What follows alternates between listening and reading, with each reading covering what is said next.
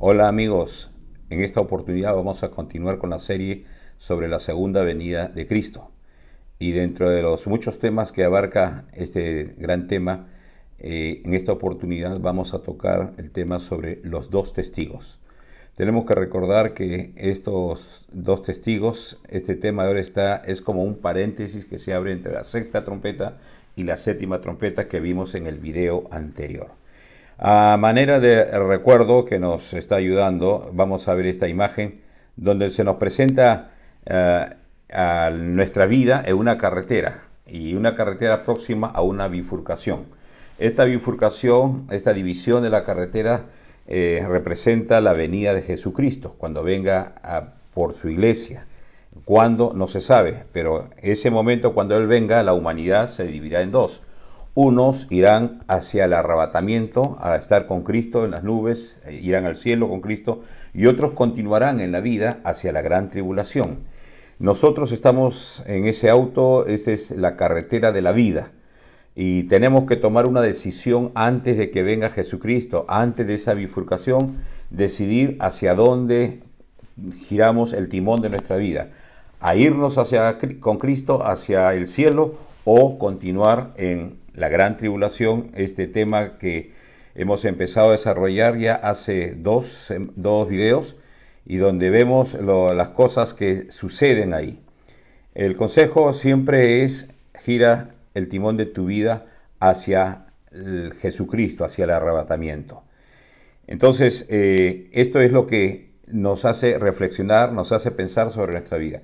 Repasemos rápidamente el esquema, lo vamos a hacer muy rápido, de la segunda venida. La segunda venida empieza con el arrebatamiento, Cristo en las nubes recibe a su iglesia y luego de esto la iglesia sube a los cielos para pasar por el tribunal de Cristo, por las bodas del Cordero. Estos dos eventos demoran más o menos 7 años. Mientras tanto, paralelamente en la tierra sucede lo que Jesús llamó la gran tribulación. Mientras que arriba está la iglesia, abajo queda Israel con todos los inconversos. En este tiempo aparecerá el anticristo y también se emitirán los juicios de Dios, los 7 sellos, las 7 trompetas, las 7 copas, pero Dios levantará en su gracia a personas que prediquen el evangelio. Los dos testigos será el tema que vemos hoy. Los 144,000 también que Dios levantará de los judíos y este periodo termina con la batalla de Armagedón, cuando Cristo venga con su iglesia y luego de esto Satanás será atado durante 1000 años. Entendamos que en la parte de arriba está la iglesia y en la parte de abajo está Israel y los no creyentes. En esa bifurcación, ese timón de la vida hará que estemos arriba con la iglesia, o si es que no decidimos por Jesucristo, si no entregamos nuestra vida a Cristo, iremos de frente a la gran tribulación. Satanás es atado 1000 años. Al terminar este periodo empieza el gobierno milenial que Cristo reinará en la tierra y termina con la batalla de Gog y Magog. Inmediatamente de esto viene el tribunal, el juicio del trono blanco, donde estarán todos los inconversos, los que nunca aceptaron a Jesucristo, y de ahí habrá el destino eterno, hacia una eternidad con Dios o una eternidad sin Dios, cosa que decidimos antes de esa bifurcación, antes de que venga Jesucristo. Muy bien, entonces Jesús mencionó algo. Veamos rápidamente lo que Jesús dijo acerca de esta gran tribulación. Dijo, porque habrá entonces gran tribulación, cual no la ha habido desde el principio del mundo hasta ahora, ni la habrá. Es decir, una tribulación que nunca ha habido. Podemos haber visto a través de la historia muchas persecuciones a la iglesia, muchas matanzas, pero nunca ha habido una como esta, ni tampoco lo habrá. Y entonces esto nos introduce al gran tema de la gran tribulación. El tema de la gran tribulación en esta tercera parte y todo lo que es la gran tribulación tiene que ver con la ira de Dios. Un tema que no es muy popular, un tema que no se toca mucho en las iglesias, en el mundo, un tema que tal vez no es del agrado de muchos, pero sin embargo cuando veamos el desarrollo de este tema nos daremos cuenta que será una bendición predicar este tema. Bendición para la iglesia, bendición para los que no conocen a Cristo, porque será una oportunidad para ellos. ¿Por qué es que tenemos que predicar este tema? La Biblia misma nos dice en Juan capítulo 1, Apocalipsis capítulo 1, nos dice la revelación de Jesucristo que Dios le dio para manifestar a sus siervos las cosas que deben suceder pronto, y la declaró enviándola por medio de su ángel a su siervo Juan, que ha dado testimonio de la palabra de Dios y del testimonio de Jesucristo y de todas las cosas que ha visto. Bienaventurado, feliz, dichoso el que lee y los que oyen las palabras de esta profecía y guardan las cosas en ella escritas, porque el tiempo está cerca. Leamos lo que dice ahí: bienaventurado, es feliz quien lee. Es decir, no tenemos por qué ocultar este mensaje, no tenemos por qué omitir este mensaje del Apocalipsis. Cuando Dios mismo dice que es bienaventurado, es dichoso el que lee. Si nos damos cuenta en este texto, miren la estructura con respecto a la revelación que Dios le da a Jesucristo. Hay un flujo de comunicación. La visión que recibe Juan, el Apocalipsis, Dios primero se lo da al Hijo, a Jesús. Jesús se lo da al ángel. El ángel se lo da al apóstol Juan. Y Juan es para entregar a los siervos. Y todos los siervos que tenemos que hacer, entregar a la gente. ¿Para qué? Para que la gente oiga, para que la gente lea este mensaje. Y cuando empiece a hacer esto, la Biblia los califica como bienaventurados, como dichosos.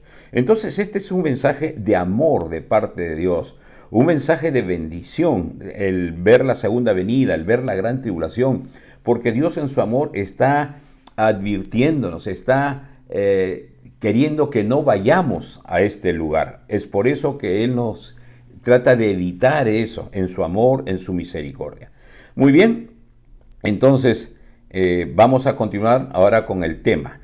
En el paréntesis entre la sexta y la séptima trompeta, Juan relata esto. Primero muestra al ángel fuerte y el libro. Apocalipsis 10:1 dice: vi descender del cielo a otro ángel fuerte, envuelto en una nube, con el arco iris sobre su cabeza, y su rostro era como el sol, y sus pies como columnas de fuego. Tenía en su mano un librito abierto, y puso su pie derecho sobre el mar y el izquierdo sobre la tierra, y clamó a gran voz como ruge un león. Y cuando hubo clamado, 7 truenos emitieron sus voces. Dice el texto que vio descender del cielo a otro ángel fuerte. Está hablando de otro ángel. Muchos identifican a este otro ángel como Jesucristo, el ángel de Jehová, lo que antes se conocía como Cristofanía. Sin embargo, el texto nos dice que es otro ángel fuerte envuelto en una nube. La nube está asociada normalmente a Israel. Recuerden que esta parte ya es para Israel, la iglesia está arriba, está con Jesucristo en los cielos, mientras que aquí en la tierra está Israel y los no creyentes. La nube normalmente en el Antiguo Testamento está asociado a Israel, como por ejemplo cuando salen de Egipto y los acompaña en el desierto, una nube está sobre ellos, era la presencia de Dios. Cuando Moisés termina de construir el tabernáculo, la nube llenó la Shekinah, llenó este tabernáculo. Cuando Salomón termina el templo, también la nube de Dios llenó el templo, la gloria de Dios llenó el templo. Cuando Ezequiel habla de la nube, la gloria de Dios está en el templo y cómo se va alejando a causa del pecado del pueblo. Entonces esta nube nos asocia con Israel. Y este otro ángel fuerte tenía un arco iris sobre su cabeza, haciéndonos recordar la misericordia de Dios, cuando a través del arco iris Él promete que nunca más destruirá el mundo con un diluvio. Y su rostro era como el sol, dice. Es decir, en el capítulo 1 de Apocalipsis, cuando Juan hace la presentación de Jesucristo, una de las características de Jesucristo es que su rostro era como el sol, y sus pies como columnas de fuego en el mar y en la tierra, como parados, como el dueño, el que domina el mundo, el creador. Entonces, lo cierto es que no dice el nombre de este otro ángel. Es probable que sea Jesucristo, pero sin embargo no dice su nombre. Entonces lo cierto es que puede ser otro ángel al servicio de Dios. Pero eso tal vez no es el detalle más importante. ¿Cuál es el mensaje? ¿Qué es lo que quiere transmitir aquí? En el siguiente versículo, en el verso 4, dice la palabra de Dios: cuando los 7 truenos hubieron emitido sus voces, yo iba a escribir, dice Juan, pero oí una voz del cielo que me decía: sella las cosas que los 7 truenos han dicho y no las escribas. Y el ángel que vi en pie sobre el mar y sobre la tierra levantó su mano al cielo. Juan escucha 7 truenos que emiten sus voces y dice que las iba a escribir. Esto nos hace entender que Juan entendió el mensaje, escuchó que esas voces tenían un mensaje y él se dispuso a escribirlas. Pero de repente escucha una voz ahí del cielo que dice: sella las cosas que los 7 truenos han dicho y no las escribas. ¿Por qué dice esta voz que selle? No lo dice. No, Juan simplemente lo único que hace es obedecer. Y lo que esta voz que viene del cielo no quiere que se conozca, porque Juan iba a escribirlo. Hay cosas que Dios tiene reservadas para él. Deuteronomio 29:29 dice que las cosas secretas pertenecen a Jehová nuestro Dios, mas las reveladas son para nosotros, para nuestros hijos, para siempre. Cuando el apóstol Pablo fue arrebatado al tercer cielo, dice que oyó palabras inefables, es decir, que no se pueden decir, inexplicables, que no puede ser descrito con palabras, que no les dado expresar, decía Pablo. Entonces vemos que hay partes que Dios se las reserva para él mismo y no las quiere revelar. Y Juan simplemente obedece y sella ese libro, no escribe nada. En el siguiente versículo, en el verso 6, dice: y juró el que vive por los siglos de los siglos, que creó el cielo y las cosas que están en él, y la tierra y las cosas que están en ella, y el mar y las cosas que están en él, que el tiempo no sería más. Recordando, termina el verso 5 diciendo que este otro ángel levantó la mano y juró por el que vive por los siglos de los siglos. Cuando en Hebreos vemos que Dios va a jurar, el Señor va a jurar, no puede jurar por otro, así que Él jura por sí mismo. En este caso, aquí el otro ángel jura por el que vive por los siglos de los siglos. Entonces el juramento es algo, no es otra cosa más que una forma de garantizar que lo que se está diciendo es verdad. Y aquí está diciéndole que el tiempo no sería más. Y esto nos hace ver que el tiempo ya se está acabando. Y este mensaje es para Israel. Y es triste cómo Israel, cuando vino Jesús, no lo recibió, lo rechazó. Ese rechazo le ha costado más de 2000 años de sufrimiento a Israel. Primero, en el año 70 fueron dispersos, fueron erradicados de su tierra, se quedaron sin territorio, se quedaron sin país y fueron esparcidos por todo el mundo. Luego los judíos han sido perseguidos a través de la historia. Recordemos el holocausto con Hitler. Han sido perseguidos y han pasado 2000 años pudiendo haber evitado eso simplemente por rechazar a Jesucristo. Y esto es lo que sucede a mucha gente a veces cuando rechaza a Jesucristo y pospone, y lo único que trae son años de dolor, años de sufrimiento, años de desgracia para su vida cuando se rechaza a Jesucristo. Israel rechazó y Dios le está diciendo: ya se acaba el tiempo no será más. El siguiente versículo dice en el verso 8: la voz que oí del cielo habló otra vez conmigo y dijo: ve y toma el librito que está abierto en la mano del ángel que está en pie sobre el mar y sobre la tierra. Y fui al ángel diciéndole que me diese el librito, y él me dijo: toma y cómelo, y te amargará el vientre, pero en tu boca será dulce como la miel. Esta figura de el ángel, el Señor le dice a Juan: ve donde el ángel y pídele. El ángel le dice: toma, pero cómelo.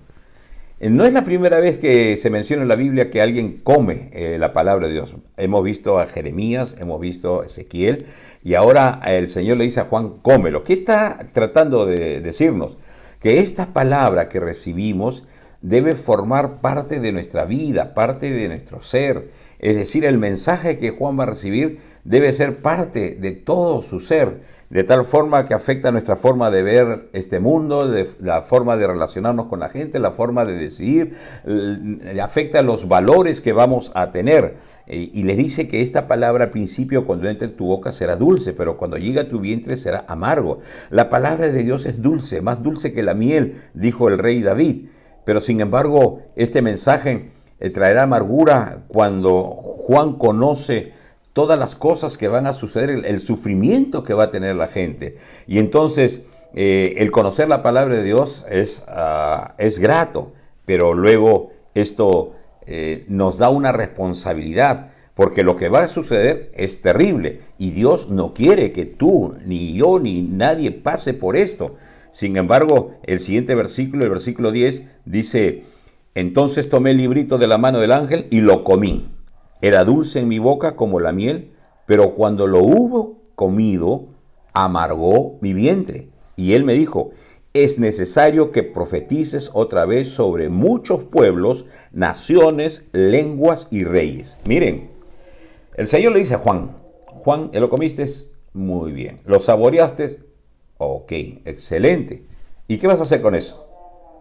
Dios nos habla vez tras vez, semana tras semana. Dios nos habla. ¿Qué vamos a hacer con todo lo que Dios nos habla? Aquí el mensaje, el mandato, la orden es que profetices otra vez. ¿A quiénes? A muchos pueblos, a naciones, a lenguas y reyes. Es decir, la responsabilidad que recibe Juan es la que recibimos nosotros al escuchar la palabra de Dios, al recepcionar la palabra de Dios. Dios nos comisiona, Dios nos da esa responsabilidad. Toma, ahora eso tienes que transmitirlo a Juan. ¿Recuerdan el flujo de comunicación? Dios se le dio a Jesús, Jesús al ángel, el ángel a Juan, Juan a los siervos, para que nosotros demos a todos y puedan tener la bienaventuranza de leer y oír este mensaje del Apocalipsis. Es necesario que nosotros compartamos este mensaje, demos a conocer. Dios pone esa responsabilidad sobre nosotros, los que escuchamos el mensaje del Señor. Entonces aquí Juan ya deja de ser un mero observador y empieza a participar de una forma activa aquí en el mensaje, porque el Señor dice: ve y tienes que predicar. En el capítulo 11 ya entramos a otro tema. Seguimos en el paréntesis entre la sexta y la séptima trompeta. Viene la medición del templo. Ustedes ven ahí un templo. Aquí cuando en el capítulo 11, verso 1, el Señor le dice: entonces me fue dada una caña semejante a una vara de medir, dice Juan.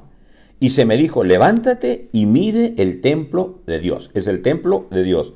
Y el altar y a los que adoran en él. Pero el patio que está fuera del templo, déjalo aparte y no lo midas, porque ha sido entregado a los gentiles y ellos hollarán, pisotearán la ciudad santa, Jerusalén, 42 meses. 42 meses son 3 años y medio.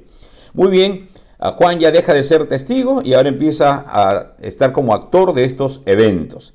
Y el texto nos dice que habrá un templo construido. El primer templo por Salomón fue hecho, luego los babilonios destruyeron y después de Babilonia se construye otro templo que estuvo en el tiempo de Jesús. Jesús dijo: no quedará piedra sobre piedra de este templo, todo será destruido. Profecía que se cumplió en el año 70 cuando el general Tito, el general romano, invade Israel y destruye todo Jerusalén. Y sin embargo acá se nos dice que hay un templo. Actualmente, ahora, año 2020, no existe ese templo. Pero sin embargo hay escritos, estudios donde ya se está preparando el material para la construcción de este tercer templo. Y es interesante que el lugar donde ha de construirse el tercer templo, miren aquí, esta es una foto actual de la ciudad de Jerusalén. Y ustedes van a ver ahí, en esta foto, la cúpula de la roca o el domo de la roca. Y al costadito está la mezquita de Al-Aqsa, que es el tercer lugar más sagrado para los islamitas. Es un centro de adoración y después de la Meca y Medina, este es el tercer lugar más sagrado para los islamitas. Para los judíos y para los cristianos, este lugar es el lugar donde se construyó el templo de Salomón. Este es el lugar donde Abraham ofreció en sacrificio en el monte Moriah a su hijo Isaac. También es muy sagrado para los judíos, para los cristianos. Ahora, habrá un templo. Eso significa que para que Israel construya el templo, debe tener el dominio sobre este lugar. Actualmente no lo tiene. Pero recordemos que la primera parte de la gran tribulación, los 3 años y medio, el anticristo hará un pacto con Israel, engañará luego a Israel cuando el templo ya esté construido, porque se sentará, se hará pasar como Dios ahí en el templo. Es la abominación desoladora del cual hablará el profeta Daniel.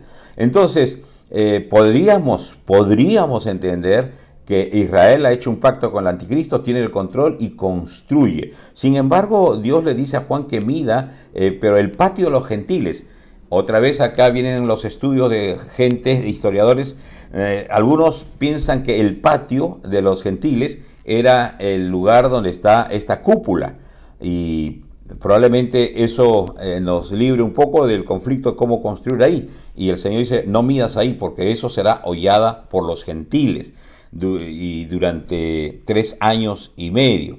Y entonces este texto nos muestra que habrá un templo. No lo hay ahora. Este lugar es el polvorín, es el reloj de Dios, Israel. En este punto es donde se desarrollarán todos los eventos futuros. Aquí vemos en la siguiente foto el Muro de los Lamentos, el lugar que ocupa Israel. Y si se dan cuenta, atrás del Muro de los Lamentos, ahí está la cúpula, el domo de los islamitas. Entonces, acá este lugar, este punto es demasiado importante, cosa que no lo vemos ahora, pero se verá cuando venga el Señor Jesús. En Apocalipsis 11, ahora sí entramos al tema de los 2 testigos. Apocalipsis 11, verso 3, dice, y daré a mis 2 testigos que profeticen por 1260 días vestido de cilicio. Estos testigos son los 2 olivos y los 2 candeleros que están en pie delante del Dios de la tierra. 2 testigos aparecen sin anuncio previo, sin aviso previo aparecen. Dios nunca se quedará sin testigos cuando va a anunciar a algo muy importante. Recuerden, en Deuteronomio dice, a los cielos y a la tierra, 2 testigos pone para anunciar todo lo que va a decir. La vestimenta de estos testigos dice que están vestidos de cilicio, y normalmente cuando los profetas se vestían de cilicio era para dar un juicio o un mensaje de arrepentimiento. E iban a profetizar 3 años y medio, 2260 días. Durante la segunda parte de la gran tribulación, o sea, los 3 años y medio últimos de la gran tribulación. Entonces, este será un mensaje de los 2 testigos, un mensaje de arrepentimiento, llamando a la gente al arrepentimiento, cosa que se está haciendo ahora también, y sería bueno que escuches ese mensaje de arrepentimiento y te arrepientas y entregues tu vida a Jesucristo. Los 2 olivos, los 2 candeleros, Zacarías en el Antiguo Testamento menciona estos 2 olivos y 2 candeleros. Muy bien. Sin embargo, no nos dice quiénes son estos 2 testigos. El siguiente texto nos da un poco de luz. En el verso 5 dice, si alguno quiere dañarlos, sale fuego de la boca de ellos y devora a sus enemigos. Y si alguno quiere hacerle daño, debe morir él de la misma manera. Estos tienen poder para cerrar el cielo a fin de que no llueva en los días de su profecía, y tienen poder sobre las aguas para convertirlas en sangre y para herir la tierra con toda plaga cuantas veces quieren. Acá está la descripción de los 2 testigos. La Biblia no dice quiénes son estos 2 testigos. Probablemente las características nos hagan pensar rápidamente en Moisés y Elías. Elías, recuerden, está asociado a los fuegos. Descendió fuego del cielo para consumir ese sacrificio con el cual destruyó a los profetas de Baal. Elías oró y se detuvo la lluvia. Oró e hizo llover en otra ciudad. Moisés convirtió el agua en sangre en el río Nilo. Dios lo usa a Moisés para sacar a su pueblo por medio de 10 plagas. Y aquí las características de estos 2 testigos rápidamente nos hacen pensar en ellos, en Elías y Moisés. Sin embargo, Dios no dijo el nombre de ellos. Es muy probable que sean ellos.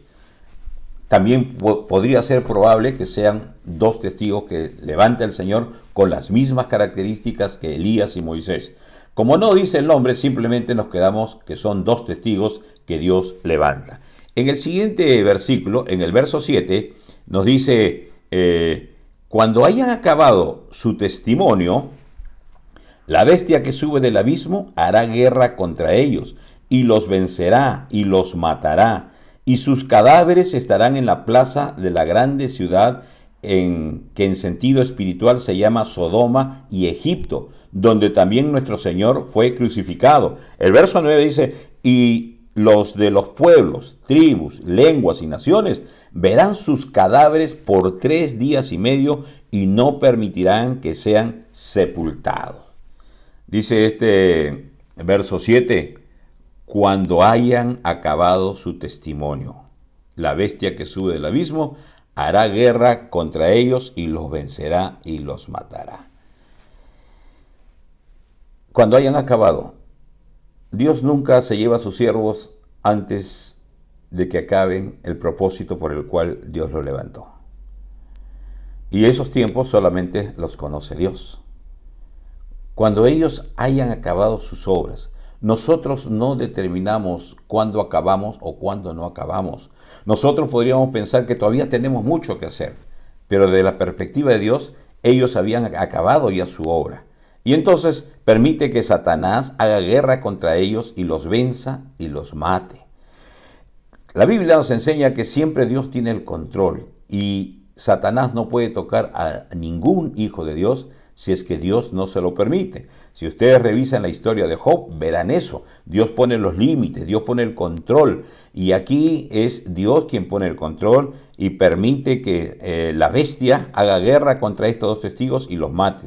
Y dice que los cadáveres están en la plaza grande. Está hablando de la ciudad santa de Jerusalén, la grande ciudad que en sentido espiritual se llama Sodoma y Egipto, donde también nuestro Señor fue crucificado. ¿Qué nos está diciendo? El lugar donde mueren estos dos testigos es en Jerusalén, donde Jesús fue crucificado. Y sin embargo, en sentido espiritual, los llama Sodoma por la inmoralidad. Recuerden que el anticristo está reinando en ese entonces. Recuerden que el anticristo ha hecho un pacto con Israel. Entonces, Dios le llama Sodoma por la inmoralidad y le llama Egipto por la opresión que hay ahí. Recuerden ese tiempo, la carestía de la vida, cuánto se puede comprar con un sueldo de un día, cuánto alimento, casi nada, si ustedes revisan en el tema inicial de la gran tribulación. Y entonces, esto será algo humillante para los dos testigos, y Dios lo permite. Y recuerden que Jesús dijo que el príncipe de este mundo es Satanás. Satanás estará campeando aquí, pero nunca va sin el control de Dios. Y ellos, todo este pueblo, toda esta gente, estará bajo el control de Satanás, menos los dos testigos, menos toda esa gente que no se dejó sellar ni en la mano ni en la frente, como vimos en el video de los 7 sellos, estos que murieron en la gran tribulación, y dice que fueron decapitados por no dejarse sellar la mano ni la frente por el anticristo. Y algo muy interesante, dice este texto, dice que lo verán los cadáveres por 3 días y medio y no permitirá que sean sepultados. Ahora, esto será algo muy doloroso, que los que creyeron vean a los dos testigos morir de esa manera. Sin embargo, lo que nos dice el Señor en el siguiente versículo, en el versículo 10, nos dice, y los moradores de la tierra se regocijarán sobre ellos y se alegrarán y se enviarán regalos unos a otros, porque estos dos profetas habían atormentado a los moradores de la tierra. Pero después de 3 días y medio entró en ellos el espíritu de vida enviado por Dios, y se levantarán sobre sus pies, y cayó gran temor sobre los que los vieron. En el versículo anterior nos dice que fueron vistos por los pueblos, las tribus, las lenguas y las naciones. ¿Cómo es esto? Hace 2000 años, ¿cómo entender que un evento sea visto por todo el mundo? Juan no conocía nada de tecnología, no había celular, no había WhatsApp para mandar inmediatamente imágenes a otro lado del mundo. Aquí, ahora en este tiempo, sí podemos entender con claridad cómo es que un evento puede verlo todo el mundo en el mismo momento. La tecnología lo hace posible. Dios se adelanta en el tiempo. La Biblia nos muestra esto hace 2000 años. Por eso es que solemos decir que la Biblia es más actual que el periódico de mañana. Aquí nos está relatando un evento de hace 2000 años que será visto por todo el mundo. Y el Señor resucitará a los dos testigos. Ni aun la muerte impedirá el cumplimiento de los propósitos de Dios. Hay un dicho aquí entre nosotros en la tierra que dice: todo tiene solución menos la muerte. Falso. La Biblia nos enseña que aún la muerte tiene solución y será la resurrección. Cristo resucitó y Él prometió que nosotros resucitaríamos. Dios hace resucitar aquí a los dos testigos. ¿Quién podrá impedir que se cumplan los propósitos de Dios? Ni aún la misma muerte. Por eso Pablo decía a los corintios: ¿dónde está, oh muerte, tu aguijón? ¿Dónde, oh sepulcro, tu victoria? Ya que el aguijón de la muerte es el pecado y el poder del pecado la ley. Mas gracias sean dadas a Dios que nos ha dado la victoria por medio de nuestro Señor Jesucristo. Por eso Pablo va a decir: si Dios es con nosotros, ¿quién contra nosotros? En el verso 12 dice: y oyeron una gran voz del cielo que les decía: subid acá, y subieron al cielo en una nube, y sus enemigos los vieron. En aquella hora hubo un gran terremoto, y la 10ª parte de la ciudad se derrumbó, y por el terremoto murieron en número de 7000 hombres, y los demás se aterrorizaron y dieron gloria al Dios de los cielos. Estos dos testigos pasan, gracias a Dios, los mismos que Jesús. Son muertos, están 3 días ahí, y luego el Señor le dice: sube. Son resucitados y ascienden a los cielos, y envueltos en una nube. Aquí podemos ver que los enemigos ven la resurrección de estos dos testigos, ven la ascensión de estos dos testigos, y ocurre un terremoto, lo mismo que ocurrió cuando murió Jesús en la cruz. Ocurrió un terremoto y mueren 7000 personas y la gente se aterroriza.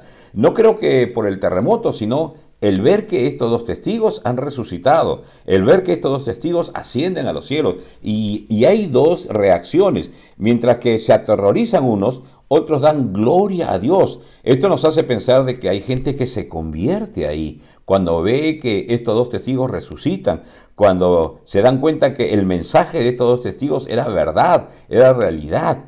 Y lastimosamente mucha gente se da cuenta ahí recién, cuando Dios quiere que te des cuenta ahora, que no pases por la gran tribulación. No quiere que te des cuenta ahí, en ese momento. Acá la gente se da cuenta y empieza a glorificar a Dios. Termina aquí este paréntesis y el siguiente empieza la 7ª trompeta, que ya lo hemos visto en el video anterior. Quiero concluir. Hay gente que se convierte aquí. Sin embargo, el apóstol Pedro, hablando de estos eventos, nos dice en 2 Pedro 3:9, el Señor no retarda su promesa. Ya viene. Él nunca llega tarde, llega en el momento preciso.